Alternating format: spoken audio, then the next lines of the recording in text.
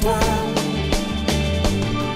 Fais brûler ton feu, répands ton nom, fais lever une armée de serviteurs. Guéris les blessés, fais tomber les murs, viens changer nos habitudes.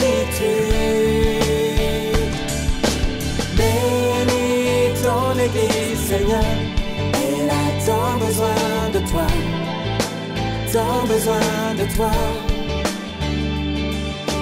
Bénis ton Église, Seigneur, elle a tant besoin de toi, tant besoin de toi. Voilà. Et on va demander au Seigneur sa grâce. Vous êtes d'accord? Oh, je suis persuadé, vous l'avez déjà fait. Mais c'est bien qu'ensemble, on puisse demander au Seigneur sa bénédiction sur ces moments qu'on va vivre, que ce soit des moments de grâce pour chacun. Amen. Hein? Le Saint-Esprit peut agir d'une manière comme d'une autre. Il peut guérir au milieu de nous, sans faire de bruit. Il peut baptiser dans l'Esprit, il peut sauver une âme, il peut briser une chaîne, il peut réconforter, enfin... Voilà. Et à travers les chants, à travers le ministère de l'Esprit, à travers la prédication, à travers aussi nos paroles les uns à l'égard des autres, on peut se faire tellement de bien. Hein? Un mot simplement. Vous vous souvenez de cet homme qui dit à Jésus, dis seulement un mot.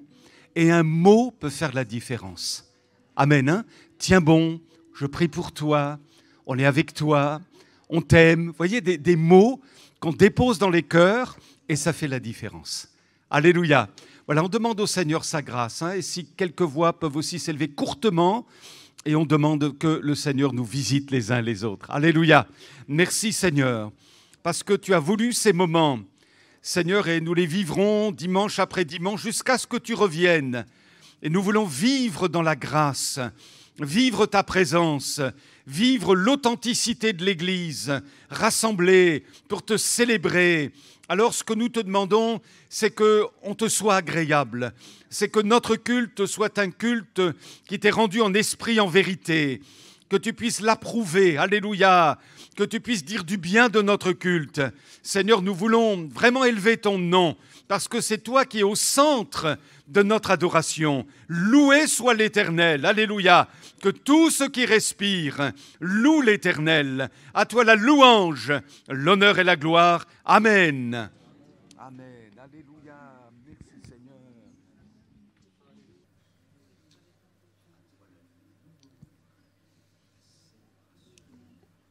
Amen. Bonjour. J'espère que vous allez bien. On est à nouveau réunis pour célébrer notre Dieu, notre Seigneur. Est-ce que vous avez la joie ce matin? Bon, on va chanter ensemble. Ceux qui veulent se lever, se lèvent. Ceux qui veulent rester assis, restent assis. Vous faites comme vous voulez, mais on va se réjouir ensemble.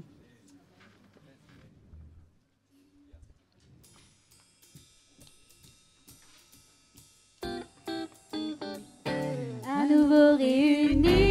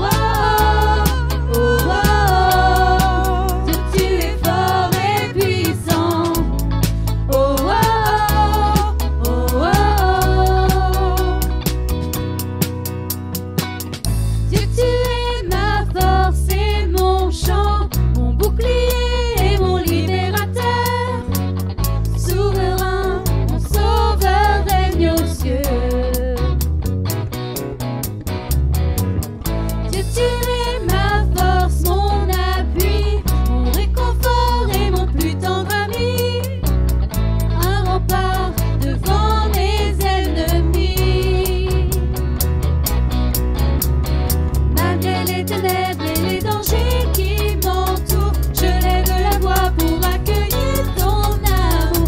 Je ne craindrai pas si tu es près de moi. Je suis venue pour te rencontrer, pour proclamer que tu es fort et puissant. Nul ne peut te résister. Sois glorifié. Dieu, tu es fort et puissant. Rien n'est impossible à toi, au roi des rois. Que tu es fort et puissant. Au-dessus de tous les noms, nous déclarons que tu es fort et puissant.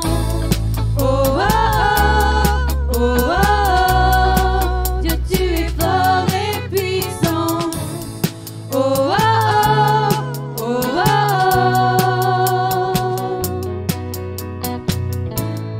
Oh, oh, oh, oh.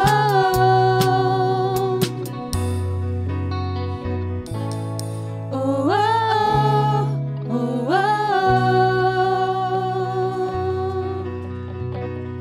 Rien ne peut nous séparer de ton amour manifesté en Jésus-Christ, mon sauveur règne aux cieux. Non, rien ne peut me séparer de ton amour manifesté en Jésus-Christ, mon sauveur règne aux cieux. Non, rien ne peut me séparer de ton amour manifesté en Jésus-Christ, mon sauveur règne aux cieux. Oui, je suis venue pour te rencontrer, pour proclamer que tu es fort et puissant. Nul ne peut te résister. Sois glorifié. Dieu, tu es fort et puissant. Rien n'est impossible à toi, au roi des rois. Dieu, tu es fort et puissant. Au-dessus de tous les noms, nous déclarons que tu es fort et puissant. Oh, oh, oh, oh, oh. Dieu, tu es fort et puissant. Oh, oh, oh, oh, oh. Dieu, tu es fort et puissant.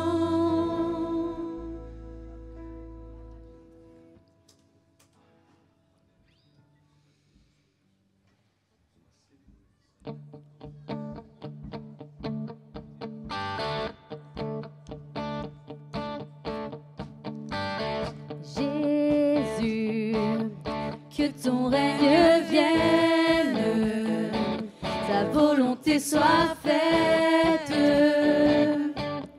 en nous. Jésus, nul n'est comparable, sauveur admirable, révèle ton amour. Roi des cieux, viens vers nous. Roi des cieux, viens en nous. Que ta gloire brille comme en plein midi. Roi des cieux, descends. Roi des cieux, viens pour nous. Qui tiendra devant nous? Car ton nom puissant nous rend triomphants. Roi des cieux, descends. Nous sommes enfants de ta grâce, sauvés pour ta gloire. Prions Jésus, que nos cœurs te suivent et que chacun admire ta grandeur. Roi des cieux, viens vers nous. Roi des cieux, viens en nous. Que ta gloire brille comme en plein midi. Roi des cieux, descends.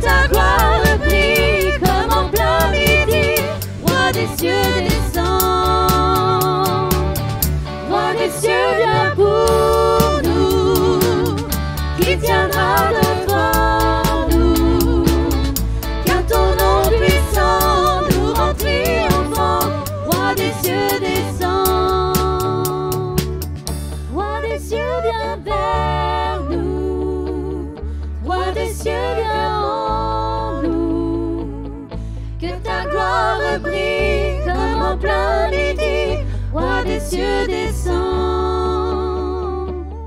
Roi des cieux viens pour nous, qui tiendra devant nous, car ton nom puissant nous rend triomphants. Roi des cieux descend, Roi des cieux descend, Roi des cieux descend, Roi des cieux descend, Roi des cieux descend, Roi des cieux viens vers nous, Roi des cieux viens en nous, que ta gloire brille comme en plein midi. Roi des cieux descend, Roi des cieux viens pour nous, qui tiendra devant nous, car ton nom puissant nous rend triomphants. Roi des cieux descend.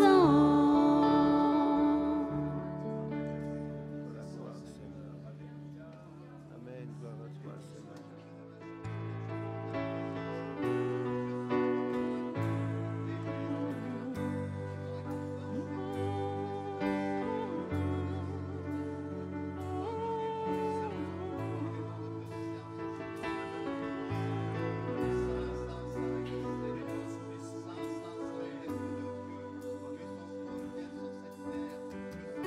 Tu étais là dès la création, Fils unique du Dieu très haut. Les mystères de ta gloire révélés en toi, Christ, notre Seigneur. Oh, ce nom est si merveilleux. Oh, ce nom est si merveilleux, le nom de Jésus-Christ, mon roi. Oh, ce nom est si merveilleux, sa beauté sans pareil. Oh, ce nom est si merveilleux, le nom de Jésus. Tu n'as pas voulu les cieux sans nous. Alors Jésus, tu es venu. Ton amour a vaincu mon péché. Plus rien ne peut nous séparer. Oh, ce nom est si glorieux.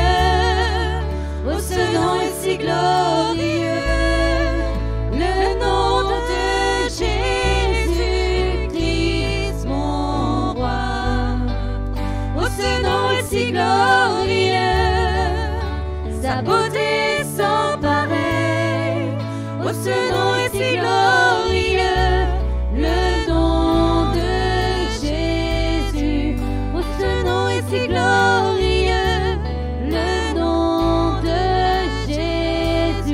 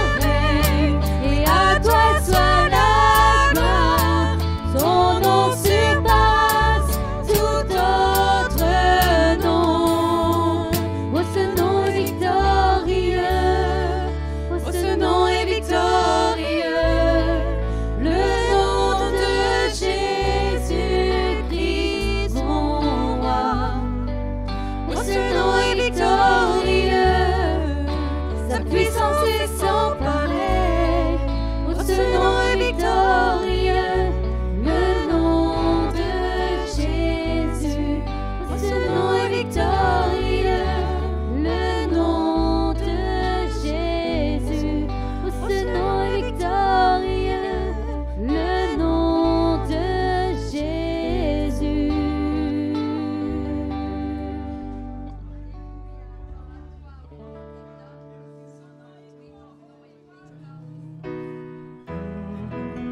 On va rentrer dans le moment de la scène. Du coup, j'aimerais bien que les frères qui ont été appelés pour préparer la scène s'avancent. On va chanter ce chant qui s'appelle Le Calvaire. Si vous voulez bien chanter dans un esprit de prière.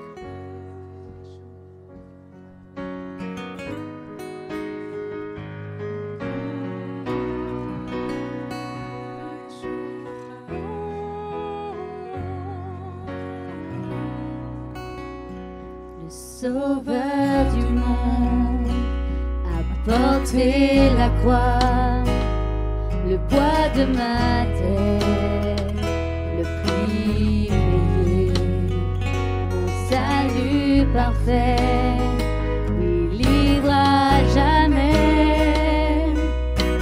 Le calvaire a tout couvert. Le calvaire a tout couvert, tous mes péchés, ma honte effacée. Oh, gloire à celui qui a sauvé mon âme. Le calvaire a tout couvert. Non, rien sur la terre, même le tombeau, ne peuvent ta grâce nous séparer. Les sauveurs fidèles, son sang ne faillit pas. Le calvaire a tout couvert. Le calvaire a tout couvert, tous mes péchés, ma honte effacée. Oh, gloire à celui qui a sauvé mon âme. Le calvaire a tout couvert. Oh, le calvaire a tout couvert, tous mes péchés, ma honte effacée. Oh, gloire à celui qui a sauvé mon âme. Le calvaire a tout couvert.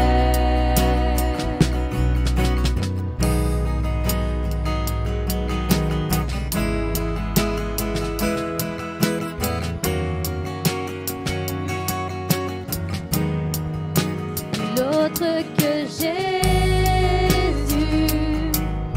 ne peut nous purifier.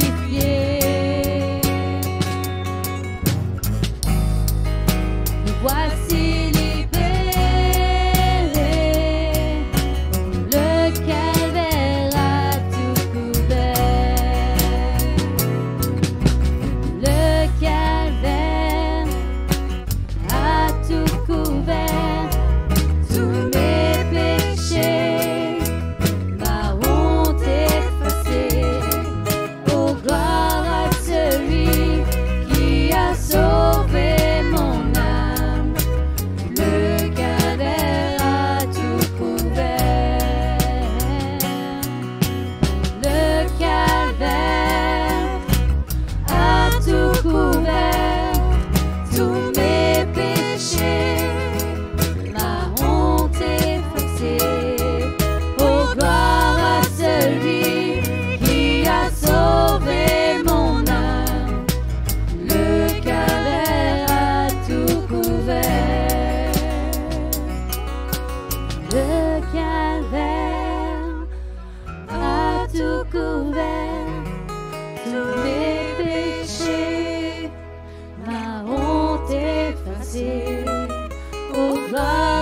celui qui a sauvé mon âme.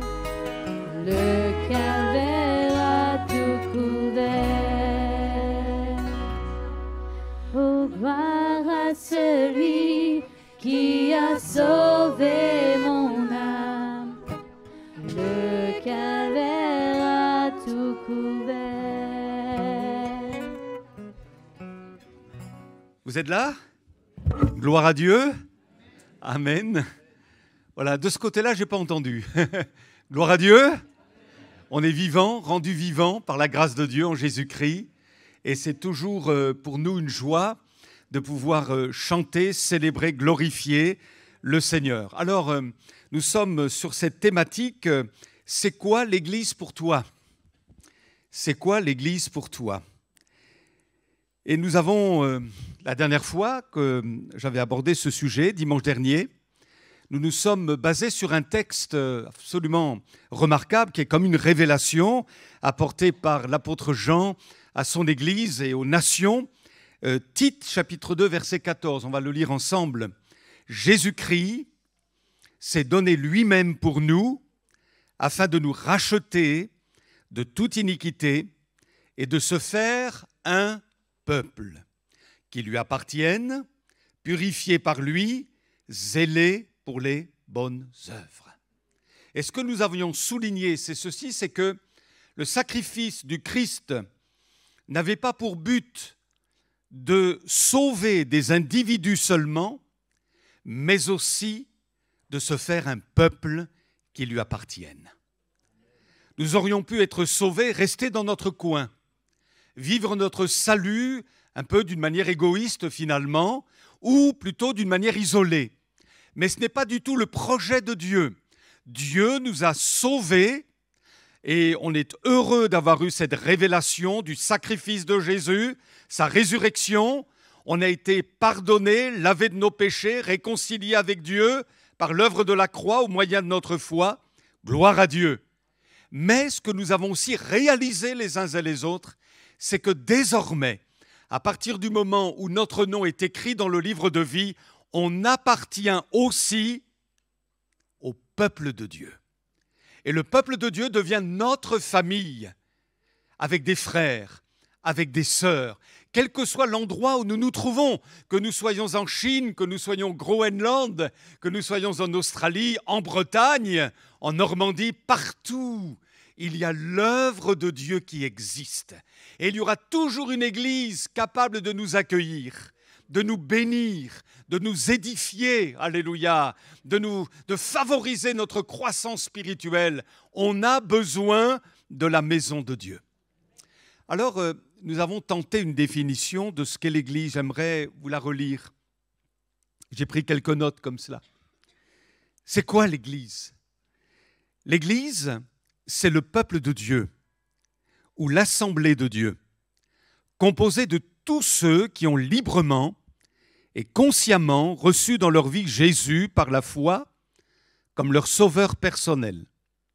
L'Église, c'est vous et moi, c'est nous, hommes et femmes de toute race, tribus, âge, qui se sont repentis de leurs péchés, qui ont fait une véritable conversion, qui mettent leur foi dans l'œuvre de Jésus et qui ont expérimenté une nouvelle naissance, la vie nouvelle en et par Jésus-Christ, qui ont scellé leur engagement par le baptême dans l'eau, marquant ainsi leur entrée officielle dans la communauté chrétienne. L'Église est composée d'hommes et de femmes qui aiment l'Écriture sainte, qui conforment leur vie à l'enseignement de la parole de Dieu, qui sont unis par le Saint-Esprit au point de s'appeler frères et sœurs, pour vivre une véritable communion fraternelle, qui aiment se rassembler localement sous la responsabilité bienveillante d'un ministère pastoral que Dieu a suscité, pour prier, chanter, écouter la prédication, assimiler les lois de Dieu, participer à l'adoration ponctuée notamment le dimanche par le moment fort de la scène, dont les éléments du pain et du vin rappellent le sacrifice, la résurrection et le retour de Jésus, et qui désirent accomplir la grande mission, à savoir témoigner de leur foi à leurs contemporains. Est-ce que ça vous sied? Est-ce que vous vous y reconnaissez dans cette définition de l'Église? Alors je vous propose de réfléchir sur 5 raisons pour lesquelles il est nécessaire d'appartenir à une église locale. J'avais lu un article un peu allant dans ce sens, et je me suis dit, tiens, il y a des réalités. Alors j'ai réfléchi, j'ai pris des notes, et je voudrais vous partager 5 raisons qui sont nécessaires, qui nous montrent que c'est nécessaire d'appartenir à une église locale. La première, on va la lire sur la diapo, parce qu'on a besoin du soutien et de l'encouragement régulier des frères et sœurs en Christ. Je le redis, parce qu'on a besoin, qui que nous soyons, qu'on soit pasteur, responsable ou, j'ai envie de dire, membre de l'église locale, on a besoin du soutien et de l'encouragement régulier des frères et sœurs en Christ. J'ai lu cette histoire vraie d'un homme dans les années 80 en Chine. La Chine connaît le plus grand réveil que le monde connaisse aujourd'hui. Ils sont plus de 100 millions d'hommes et de femmes nés de nouveau en Jésus-Christ. Par rapport à la population, c'est peu. Mais néanmoins, c'est quand même extraordinaire. Et à partir des années 80, à la fin des temps de Mao, le Saint-Esprit a soufflé sur la Chine. Bon. Et là, un homme réussit à capter une émission évangélique à travers laquelle un prédicateur annonce Jésus. Et cet homme ne connaît rien, si ce n'est que le petit livre rouge de Mao. Il ne connaît rien de la religion, il ne sait pas que Dieu existe. Et tout à coup, à travers la prédication qu'il vient d'entendre pour la première fois, le Saint-Esprit touche son cœur et cet homme tombe sur ses genoux et réalise qu'il y a un sauveur qu'il aime, un sauveur qui a payé le prix pour lui par sa mort sur la croix. Et là, instantanément, il rencontre Jésus, il se repent de ses péchés, il se convertit, une vie nouvelle s'installe en lui, il devient enfant de Dieu. Et savez-vous ce qu'il a fait? Il s'est dit, mais c'est merveilleux! Je ne sais pas que ça existe, ça, et je viens de le découvrir. C'est trop beau pour que je le garde pour moi. Alors il est allé sur la place principale du village, il a pris une caisse, il est monté sur la caisse et il a dit « Est-ce que quelqu'un connaît Jésus comme moi je viens de le connaître ?» Pas une réponse. Les gens passaient, le regardaient, c'est tout. Il était déçu, il s'est dit « Mais alors je suis le seul au monde, à part ce prédicateur, qui connaisse Jésus !» Oh, il était frustré. Finalement, il s'est senti isolé. Il s'est senti tout seul à connaître ce glorieux Jésus. Le soir, à la nuit tombée, des gens ont frappé à sa porte. Il ouvre. Bonjour, bonjour. Écoute, on t'a entendu proclamer ta foi cet après-midi sur la place principale du village. Mais tu sais que c'est interdit dans notre pays de proclamer librement Jésus comme ça, tu n'as pas le droit, fais attention, tu risques d'avoir des ennuis. Nous aussi, on connaît le même Dieu que toi. Nous aussi, on aime Jésus comme toi. Oh, mon frère, bienvenue dans notre communauté chrétienne. Et du coup, ça a été un bonheur pour lui de savoir qu'il n'était pas le seul, l'unique, à croire en Jésus dans le monde. Mais il a découvert qu'il y avait en réalité des millions de gens qui, comme lui, sont passés des ténèbres à la lumière. Et sa maison, par la suite, est devenue une cellule de prière, un lieu ouvert où l'évangile pouvait être annoncé et des nouvelles personnes pouvaient venir pour y découvrir Jésus-Christ. Vous savez quoi? La vie chrétienne n'est pas conçue pour être vécue en étant isolée. Et dans le Nouveau Testament, il y a cette expression qui revient régulièrement, vous le savez comme moi, les uns les autres. Les uns les autres. Portez les fardeaux les uns des autres et accomplissez la loi de Christ. Supportez-vous aidez-moi, les uns les autres Et si l'un de vous a une raison de se plaindre d'un autre, pardonnez-vous réciproquement. On n'est pas en solo là, hein.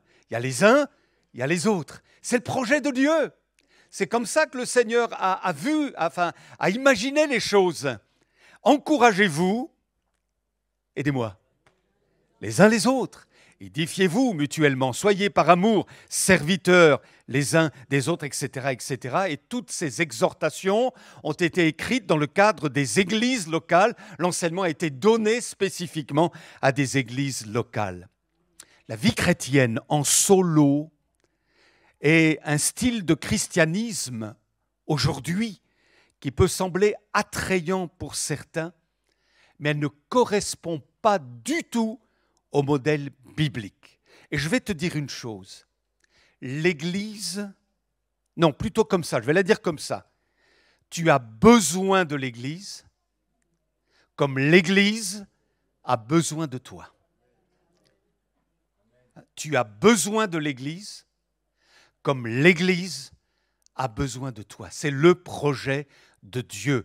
Pourquoi il est nécessaire d'être attaché de cœur, non pas en spectateur, vous voyez, en adhérent, en point de suspension, mais de cœur, plongé vraiment dans la vie d'une église locale, sentir que si je ne suis pas là, il manque quelque chose. Vous comprenez, je parle pour vous.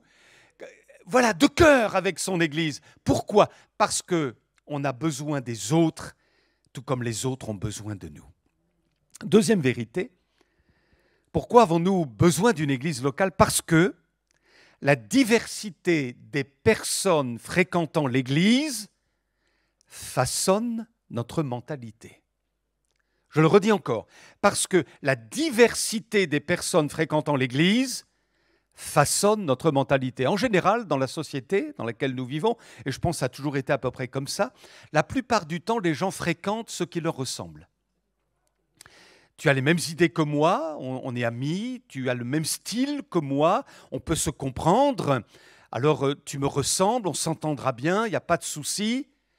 Or, écoutez-moi bien, Dieu a placé dans l'Église des personnes différentes, de telle sorte que nous puissions apprendre les uns des autres. Et c'est un grand défi que seule l'Église de Jésus-Christ peut relever, pas le monde.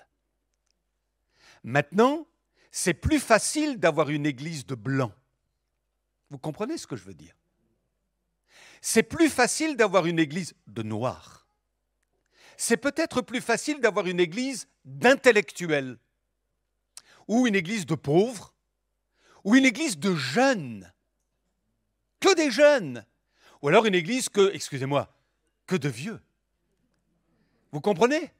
Ah, on se retrouve là, vous voyez ? Alors les jeunes vont dire « Ah, super !» Les anciens, les plus vieux vont dire « Ah, voilà, enfin, voilà, c'est comme ça qu'il faut fonctionner, voilà !» Vous comprenez ? Chacun ayant ses repères. Mais Dieu ne veut pas que ce soit comme ça, justement. Justement. C'est qu'il permet qu'on soit différent, avec des cultures différentes, avec des sensibilités différentes, avec des histoires de vie différentes, avec des compréhensions de la vie de l'Église peut-être aussi différentes. Et il y a un texte qui m'interpelle beaucoup dans le livre des Proverbes, chapitre 27, verset 17, qui dit ceci. « Comme le fer aiguise le fer ». J'ai un collègue qui transforme ce verset en disant « Comme le frère aiguise le frère ». Comme le fer aiguise le fer, ainsi un homme excite la colère d'un homme. Et une autre version peut-être va nous donner un éclairage un petit peu différent. La Bible du semeur. Écoutez bien, suivez-moi. L'homme s'affine au contact de son prochain, tout comme le fer se polit par le fer. Chacun peut faire une analyse et se dire « Waouh, c'est vrai que j'ai été bien bousculé dans ma compréhension des choses. Il a fallu parfois se frotter. » Je me souviens de cette expérience que j'ai faite. Un de mes fils était parti au Canada faire des études bibliques et Donc, il lui a été enseigné un certain nombre de choses. Et donc, on est allé là-bas le voir, on a parlé ensemble, et à un moment donné, je me revois dans la voiture avec lui, et c'était un peu tendu.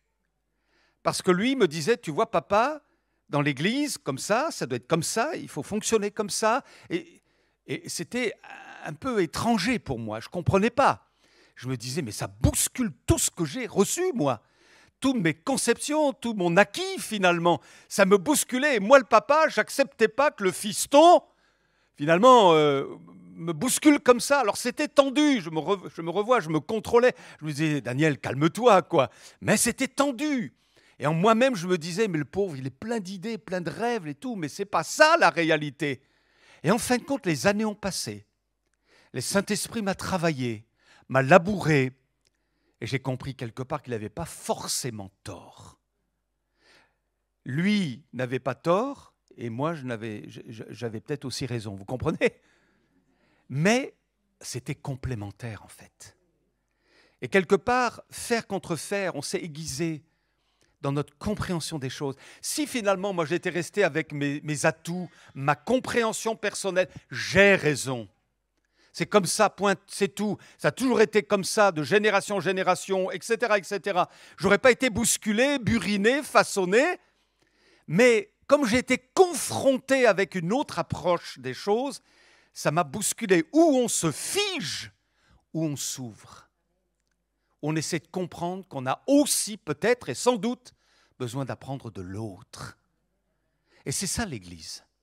Dans sa diversité. J'ai lu quelque part que la diversité dans l'Église n'a d'égal que celle que l'on trouve dans l'arche de Noé. Dans l'arche de Noé, il n'y a pas eu que des girafes. C'eût été plus facile pour elles. Mais à côté, il y avait des orang-outans, quoi. À côté, il y avait des tigres. À côté, il y avait des lions.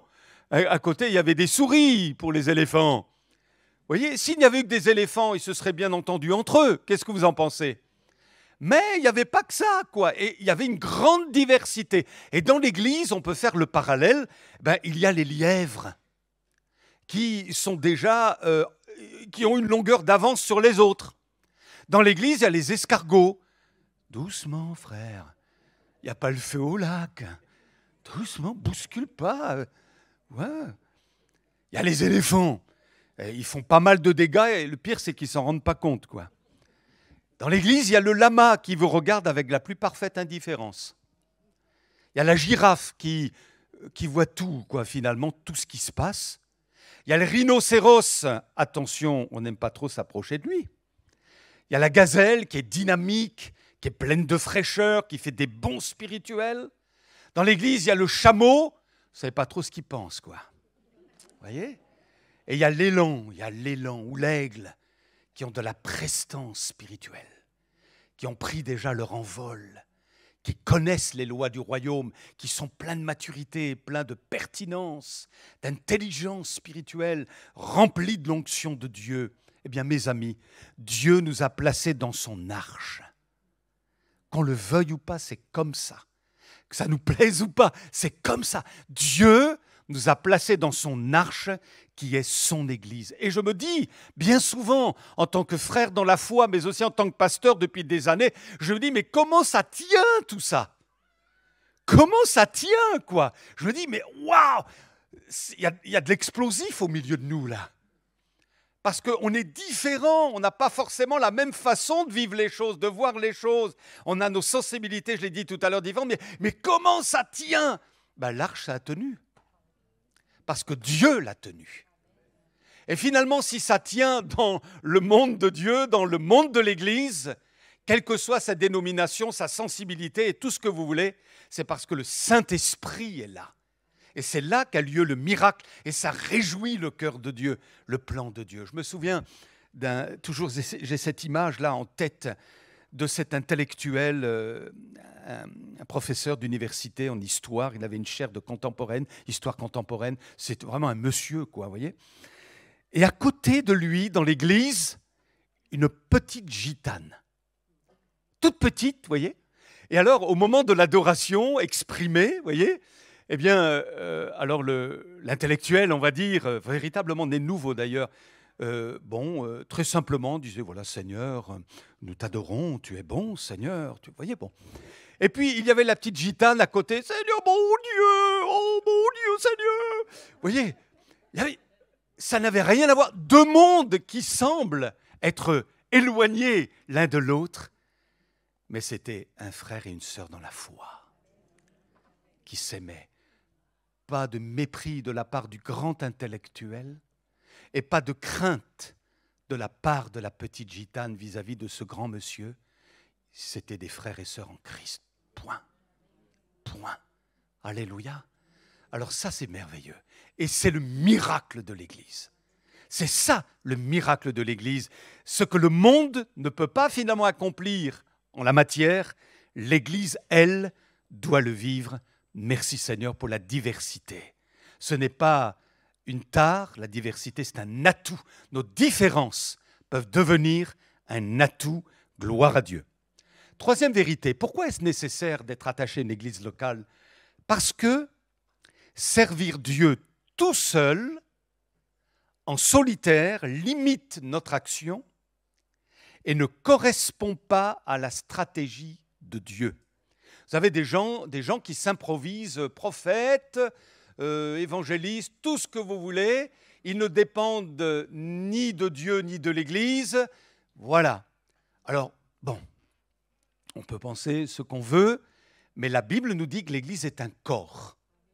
Et on n'a jamais vu un pied errer tout seul, un cœur errer tout seul, mais il y a une interdépendance entre tous les membres du corps, et c'est vrai avec l'Église. Il n'y a pas un qui a mieux compris que tout le monde et qui peut faire sa course tout seul. Maintenant, je n'ai plus besoin de vous, moi, ça y est, Non. On est tous dépendants les uns des autres parce que nous faisons partie du corps. Alléluia. Et au sein de cette interdépendance se manifestent des principes bibliques incontournables tels que la complémentarité, la soumission mutuelle, la bienveillance, la redevabilité, l'écoute mutuelle, la tolérance, la souplesse d'esprit, et on pourrait en rajouter d'autres. Il y a une multitude d'exemples dans le Nouveau Testament de la mise en pratique de ces principes au sein des disciples et des apôtres. Je pense notamment à un, je ne vais pas être très long, Paul. Paul. Waouh. Moi, il m'impressionne, pas vous? J'ai appris, etc. Oh là là, j'ai appris à être content dans l'état dans lequel je me trouve. Je puis tout par celui qui me fortifie. Oh, moi, je me sens petit. Je puis tout. Et puis, vous avez remarqué ce petit verset dans les Philippiens. Alors, il proclame, je puis tout. Oh, grand apôtre Paul, vraiment, t'es grand, t'es fort. Ouais. Toutefois, il ajoute cette petite phrase, je la trouve remarquable. Toutefois, vous avez bien fait de prendre part à ma détresse. Le grand apôtre Paul, je puis tout par celui qui me fortifie. Mais heureusement que j'ai mes frères et sœurs. Voyez? Ce qui veut dire que Paul est parvenu à l'autonomie spirituelle. C'était un homme fait dans la foi. Et c'est ce à quoi nous devons tendre les uns et les autres. Être mûrs, être fait dans la foi, solide, enraciné, ayant compris les clés du royaume de Dieu. Mais en même temps, s'il y a de l'autonomie, il n'y a pas de l'indépendance. Et vous avez de plus en plus dans le monde des églises des indépendants. Des indépendants qui n'ont pas compris les principes du royaume. Or, dans l'Église, qui est un corps, on est interdépendant. Alors l'apôtre Paul, eh bien, il était autonome mais pas indépendant. D'ailleurs, 3 ans après sa conversion, il se rend à Jérusalem. Il s'est rendu, selon les Écritures, à peu près 3 fois à Jérusalem. 3 ans après, il rencontre Pierre, il rencontre Jacques. 14 ans après, eh bien, il va retrouver ce qu'on appelait les colonnes de l'Église, après avoir raconté son travail auprès des païens dans les contrées de l'Asie mineure. Et Pierre, Jacques et Jean, nous dit les Galates, qui étaient considérés comme des colonnes, lui donnèrent la main d'association. Donc Paul n'a pas fait son truc tout seul, mais il a compris qu'il devait dépendre des autres par souci ou motif de redevabilité. Ce n'était pas un indépendant, on a besoin les uns des autres. Quels que soient les dons que Dieu nous a accordés, On ne sera jamais au-dessus de tout le monde. On ne sera jamais au-dessus d'un mouvement. On ne sera jamais au-dessus de son frère, de sa sœur. On est soumis mutuellement les uns aux autres. L'autre a quelque chose de plus grand que moi. Et on apprend les uns des autres. Que Dieu soit béni. Alors, concernant Paul, il avait compris la redevabilité, la complémentarité, le soutien fraternel, la reconnaissance nécessaire de la part de ses pairs, la soumission mutuelle, les principes établis au sein de l'Église ont été respectés. Paul n'a pas marché en solo. Amen. Une quatrième raison, ça y est, on va bientôt arriver au bout. Quatrième raison, ah oui, j'aime bien celle-là. Il n'y a rien de tel que de pouvoir chanter ensemble,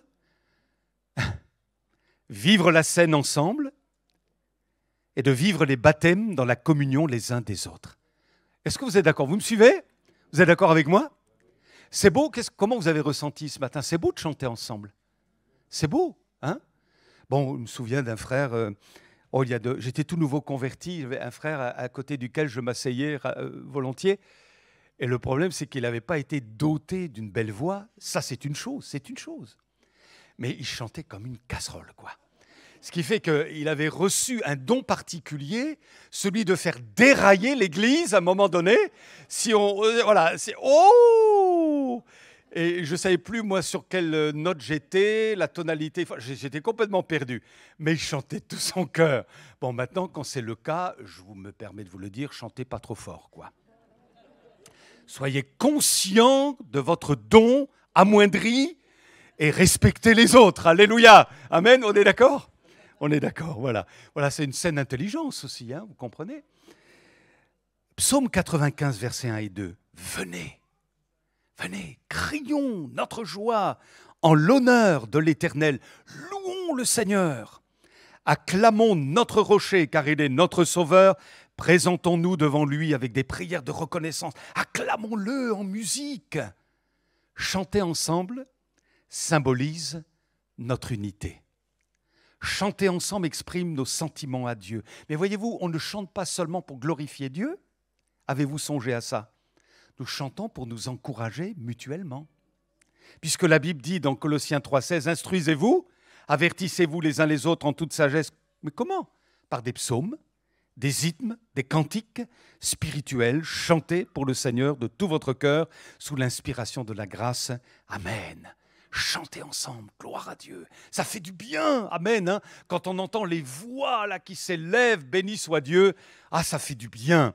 Et puis aussi la joie de prendre la scène. J'ai toujours considéré que la scène, et c'est pour ça qu'on a besoin d'une église, la scène, ce n'est pas une démarche privée, mais communautaire.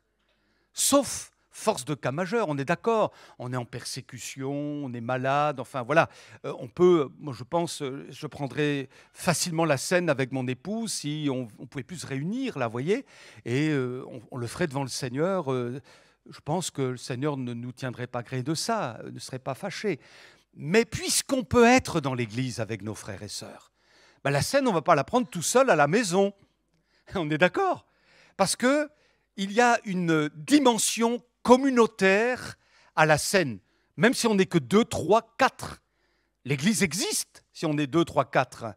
Eh bien, quand on est plus nombreux, c'est la même chose aussi. Et pour moi, prendre la scène ne signifie pas seulement appartenir à Christ, mais c'est aussi une manière de démontrer qu'on appartient à l'Église. L'Église universelle, et plus spécifiquement, puisqu'on appartient à l'Église universelle, l'Église locale. 1 Corinthiens 12, 13, vous connaissez ce texte, hein? En effet, que nous soyons juifs ou grecs, esclaves ou libres, nous avons tous été baptisés dans un seul esprit pour former un seul corps. Et nous avons tous bu un seul esprit. Alléluia.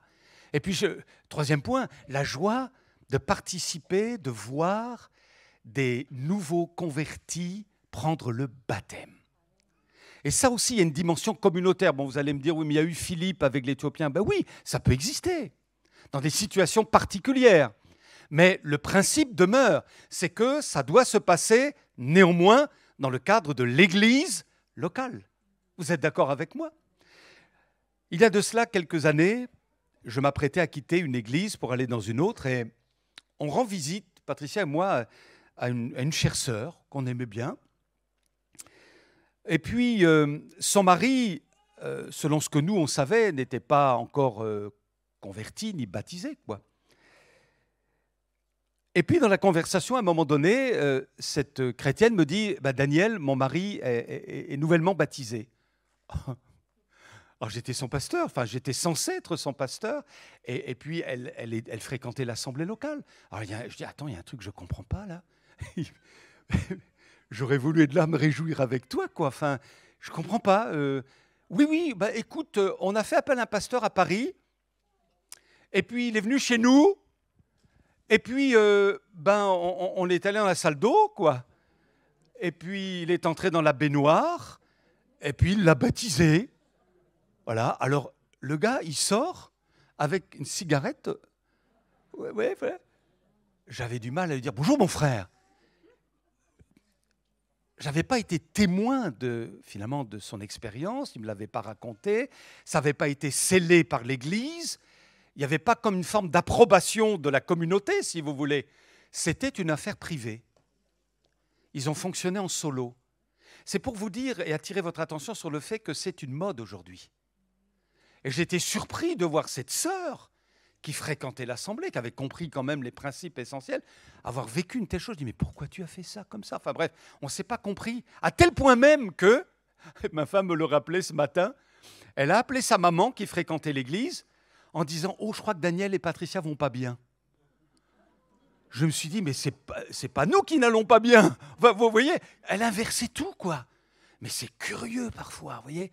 On a besoin de la grâce de Dieu. Oh, vous croyez que le baptême, c'est avant tout une affaire communautaire?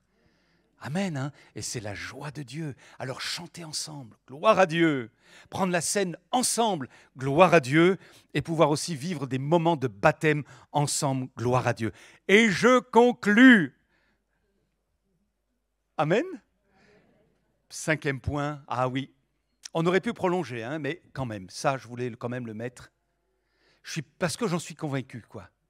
L'Église, dites-le avec moi, c'est une protection. Vraiment. L'Église, c'est une protection. Vous avez remarqué dans les émissions télévisées montrant les animaux, la vie des animaux, notamment comment les lionnes chassent les gazelles. Vous avez tous vu ça? Elles rampent, elles se cachent derrière les hautes herbes, ou alors elles tournent tranquillement autour du troupeau de gazelles. Elles attendent quoi? Elles attendent qu'une gazelle se mette à l'écart. Elles voient, elles attendent, elles sont patientes. Et puis, à partir du moment où il y en a une qui se met un petit peu à l'écart, qu'est-ce qu'elles font? Elles vont l'entourer, l'isoler en fin de compte de tout le troupeau. Et ensuite, elles vont faire ce qu'elles ont à faire. Parce que, étant toutes seules, la gazelle va être beaucoup plus vulnérable. C'est un principe. Le diable a un projet, c'est un projet de destruction de l'Église de Jésus-Christ. Que personne n'en soit acteur au milieu de nous.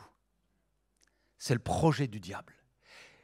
Non seulement. Et le projet du diable, c'est aussi de nous isoler les uns des autres. D'isoler quelqu'un du milieu de nous pour le retirer de la protection de l'Église. L'Église est une réelle protection. D'ailleurs, l'apôtre Paul, quand il sanctionnait quelqu'un qui avait commis le péché, tout ça, eh bien, il le mettait finalement en dehors de l'Église, radié de l'Église. Ça fait partie de la discipline de l'Église. C'est un peu difficile à comprendre, mais c'est comme ça. Pourquoi? Finalement, en étant en dehors de l'Église, on est en dehors d'une forme de protection divine et de la protection de nos frères et de nos sœurs. Et combien je suis heureux de savoir que dans l'Église de Jésus-Christ, il y a encore des pères et des mères, des âmes protectrices, les unes à l'égard des autres. Tu as un protecteur dans l'Église, c'est évident. Quelqu'un qui t'a à cœur. Il y a les jeunes convertis aussi, vous n'êtes pas seuls, vous êtes sous la protection de l'Église. Alléluia. On a des frères et des sœurs, on a des partenaires de prière. Et si tu n'as pas encore un partenaire de prière dans l'église, va voir ton frère que tu aimes particulièrement, qui est discret, ou ta sœur, et tu lui dis, sois ma partenaire de prière. Sois ma partenaire de prière. Gloire à Dieu. Voyez, on a besoin les uns des autres. Et surtout, n'accédez pas au désir du diable de vous isoler. Ouais, l'église ceci, ouais, l'église cela, etc. On peut tous... Vous savez, c'est plus facile d'avoir le ministère de la critique que de l'encouragement. C'est malheureux, mais c'est comme ça.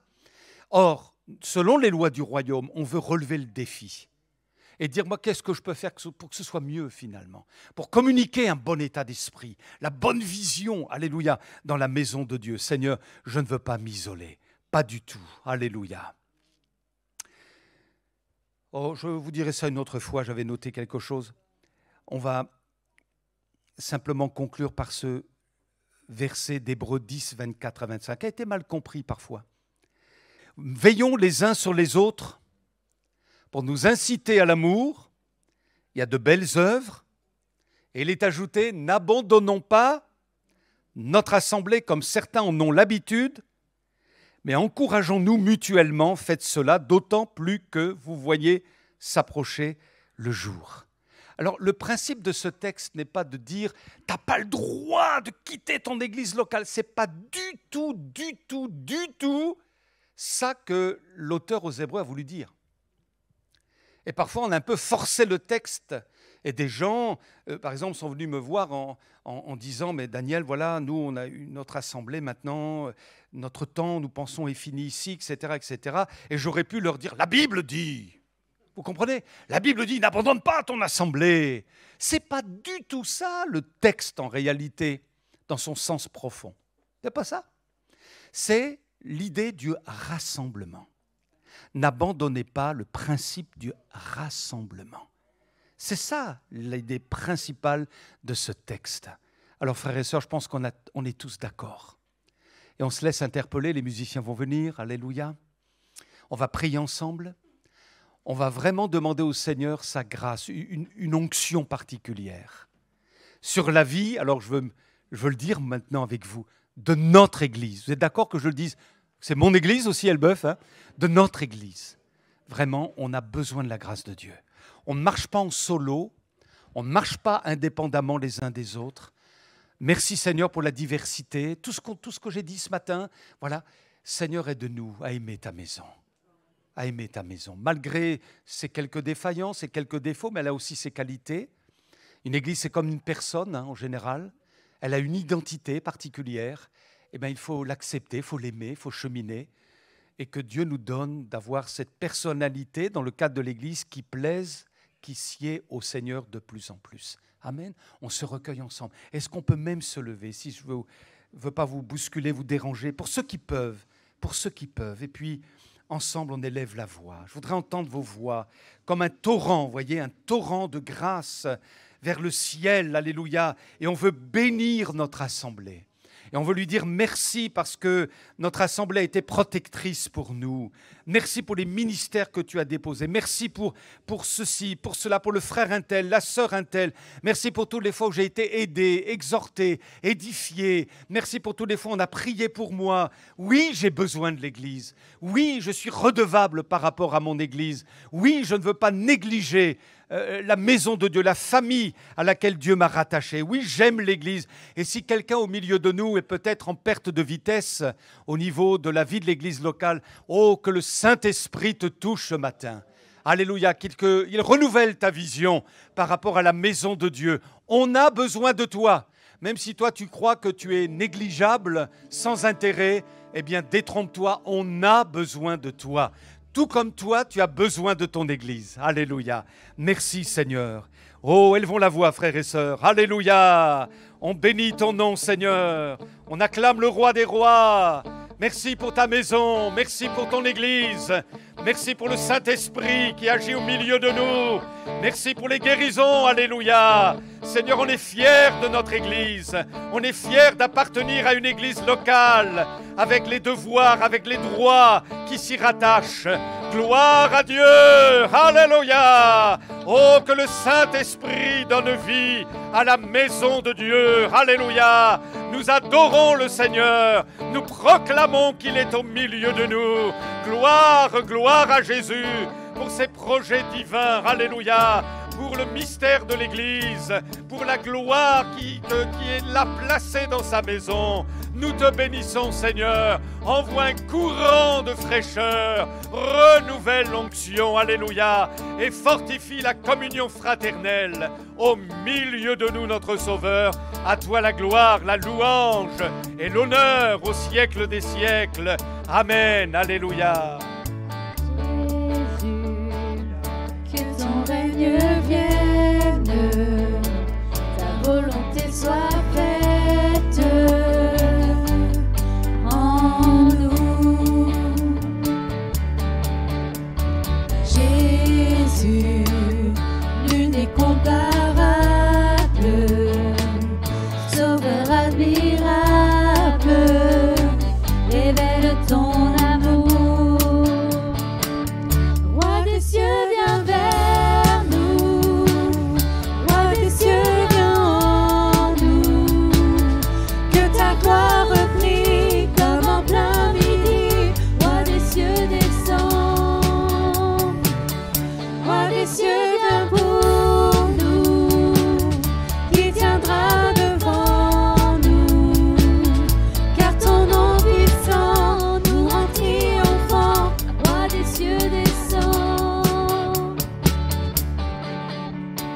Nous sommes enfants de ta grâce, sauvés pour ta gloire.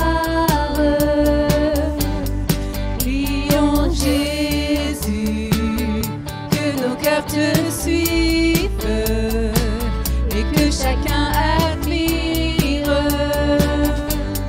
ta grandeur. Roi des cieux, viens vers nous. Roi des cieux, viens en nous. Que ta gloire brille comme en plein midi. Roi des cieux, descends. Roi des cieux, viens pour nous. Qui tiendra devant nous? Car ton nom puissant nous rend triomphants. Roi des cieux, descends.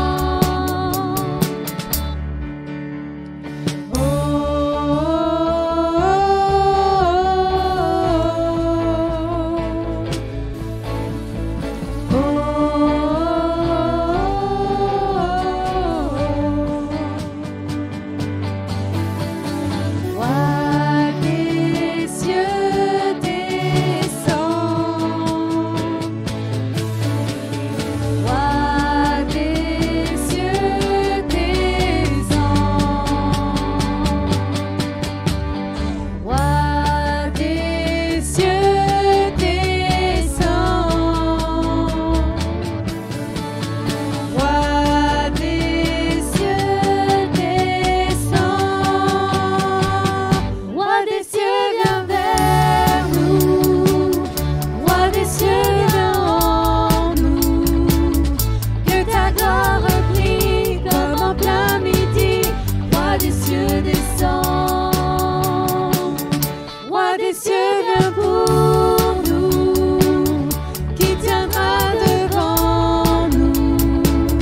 Car ton nom puissant nous rend triomphants. Roi des cieux, descends.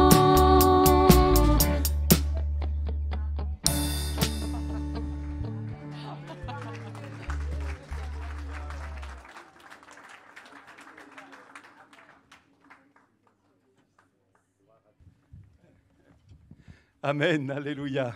Tout à coup, il y a un silence là qui... Amen, gloire à Jésus, oui. Alors, on est heureux de saluer Marc et Christine, je les aperçois là-bas. Alléluia, Marc et Christine Antoine. Vous pouvez vous lever, que tous les yeux se braquent sur vous pour vous saluer. Amen. Voilà, alléluia. On est content de les avoir au milieu de nous. Amen. Hein. Gloire à Dieu. Alors notre frère Victor était à un mariage hier, il est resté aussi au culte, je crois, là où il a annoncé la parole de Dieu, que Dieu le bénisse aussi. Hein. Alors une petite annonce parmi toutes les autres, que les membres qui ne reçoivent plus les messages envoyés par mail, que je vous envoie, eh bien envoie un mail à Guillaume Landerneau pour une mise à jour de la liste.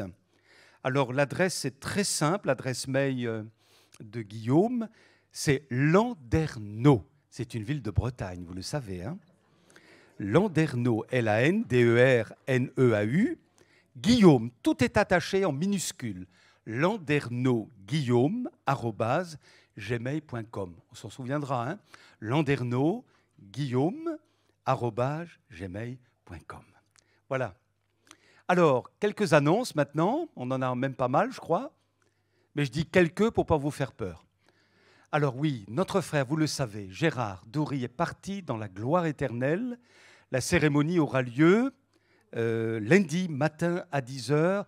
Et concernant donc l'occupation du parking, il sera essentiellement réservé à la famille, aux pompes funèbres, aux personnes en situation de handicap. Et puis, il y aura aussi pas mal de motards. Donc, ils vont déposer leur moto là-bas. On va respecter cela, bien entendu. Que Dieu bénisse aussi la famille. Alors, les rendez-vous habituels, sauf que, je vais dire pourquoi, il n'y aura pas de prière Zoom mardi, puisque je vais proposer une semaine de prière en présentiel. Voilà.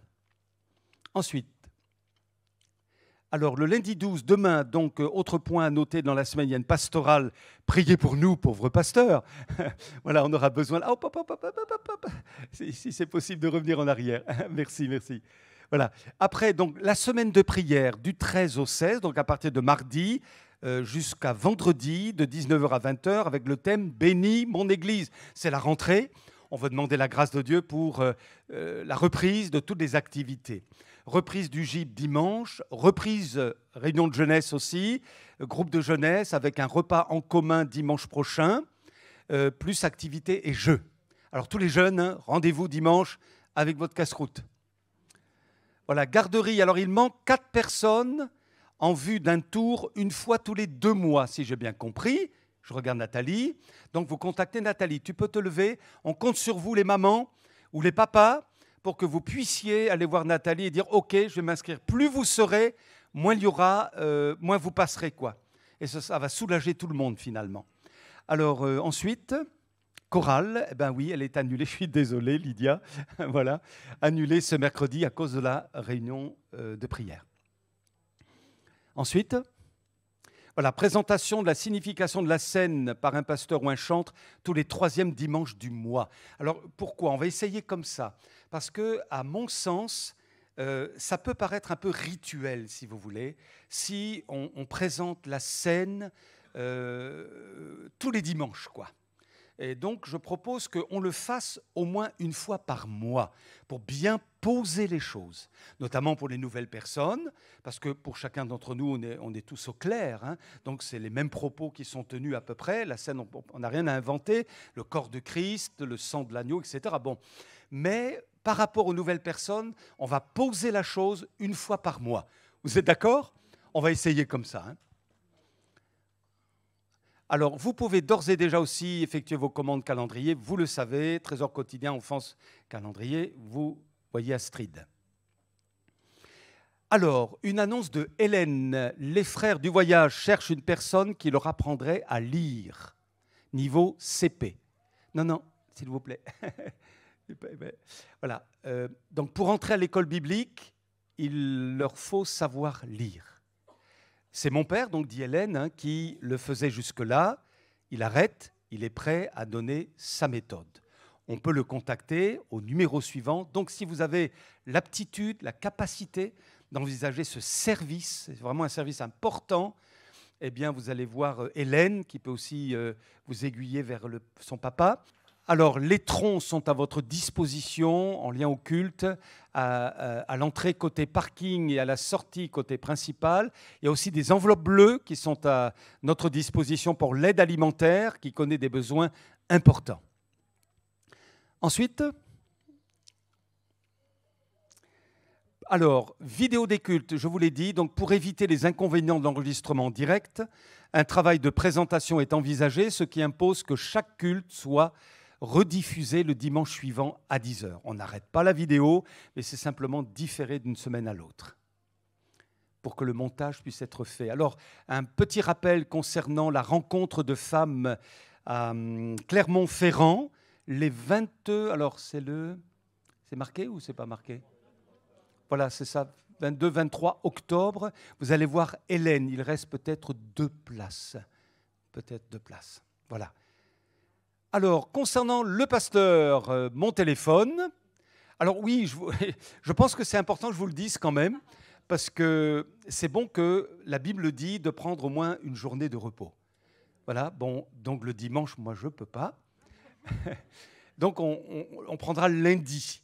Alors, ça ne veut pas dire que c'est la loi des Mèdes et des Perses, hein, vous comprenez, mais le lundi, on va un petit peu lâcher, on va lever le pied.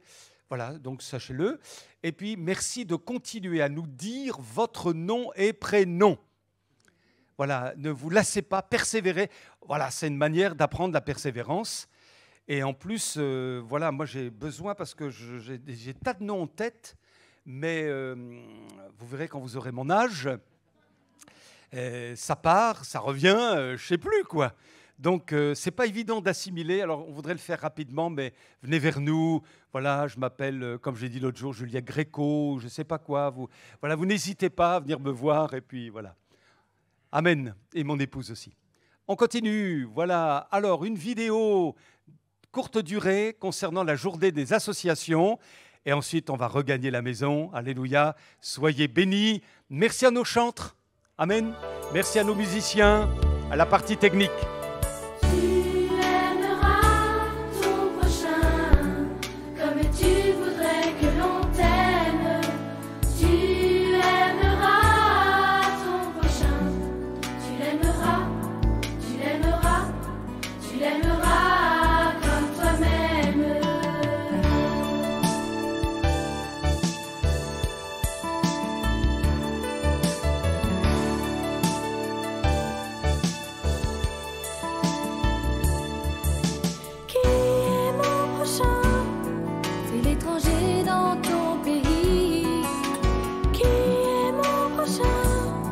C'est le mendiant qui veut manger, c'est l'immigré dans ton quartier, c'est celui qui n'a plus d'amis, ou toi tu peux leur apporter l'amour que Dieu veut te donner, c'est vrai tu peux leur apporter l'amour que Dieu va te donner. Tu aimeras ton prochain comme tu voudrais.